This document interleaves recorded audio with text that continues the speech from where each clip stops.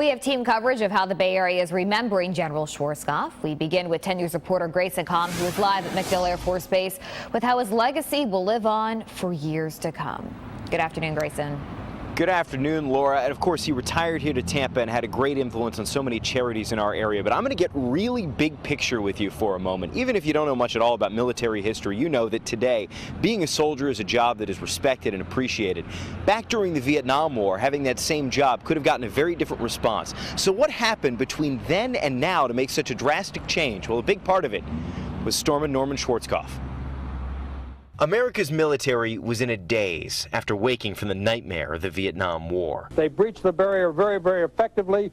They moved out aggressively. This voice, this man, and the team he assembled snapped our soldiers, sailors, airmen, and Marines out of it. That was a big thing about him and a lot of other officers, to make sure that if we ever got into another conflict in the future after Vietnam, that we were going to address it in a different manner. Frank Correa is the historian at the impressive Armed Forces History Museum in Largo. He was one of nearly 1 million coalition troops who served under General Norman Schwarzkopf in the Gulf War. He says Stormin' Norman's strategy and success set a new standard that will apply to every future fight America joins.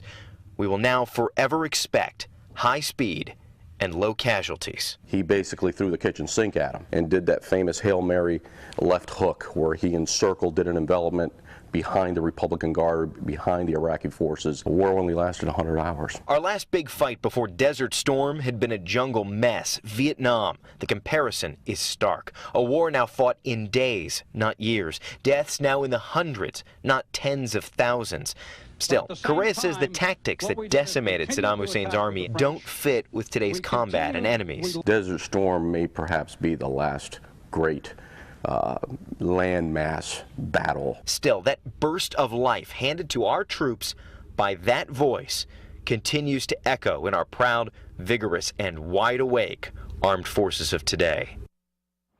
General Schwarzkopf was in charge of the Gulf War because he was in charge of U.S. Central Command, Centcom, which is based here at MacDill Air Force Base. It was brand new practically when that all started. Desert Shield started just 7 years after it was founded, but he really started proving that Centcom mattered, and he started putting a worldwide spotlight on Tampa because of it. Live in South Tampa, Grayson Comm, 10 News.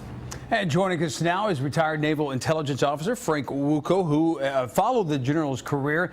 And you look at General Schwarzkopf, you go through the list: Washington, Lee, Patton, some great generals. What were some of the things that made Schwarzkopf a great general and better than everyone else as far as his legacy?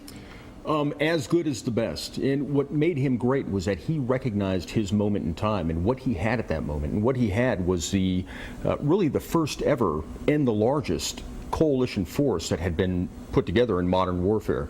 It was the first time that a large joint operating force that consisted of Navy, Army, Air Force, Marines, all of the parts and pieces came together into this massive campaign that was very successful and very short and low on casualties. I went to the same university as General Tommy Franks, also a great general.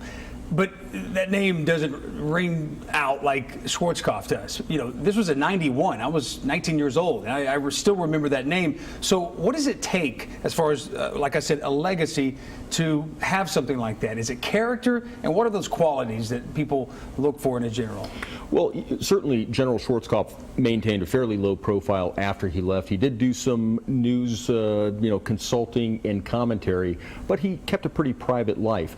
The other thing is you cannot argue with success, and Desert Storm was a pure success story from beginning to end. It wasn't mired in some of the the things that gave Operation Iraqi Freedom some real trouble on the home front and politically. So it's success. You just can't argue with that. Young cadets at West Point right now wondering, how do I get to that level of respect and love and admiration?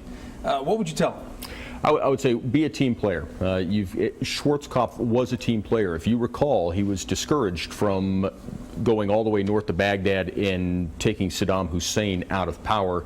That turned out to be the right call, and it was one that he was very vehemently against. He wanted to eliminate Saddam Hussein. So he was a team player, and you have to understand, you have to be able to think large and act small when you have to. So it's called the it factor, and sometimes you just can't teach that. All right, retired Naval Intelligence Officer Frank Wuco, we appreciate you joining us today. Thank you very much. Laura? Well, some of you probably know this, but there's an elementary school named Schwarzkopf located in Lutz. It was named after the general in 1991 and opened in 1993. And this morning we sent a crew out to the school, and as you can see, a lot of people have dropped off flowers near the front of the school. Now, when students picked a mascot for their school, they went with Storm and Norman's other nickname, the Bear, his preferred nickname. And a stuffed bear in the school's front office is named General. That was also picked out by the students.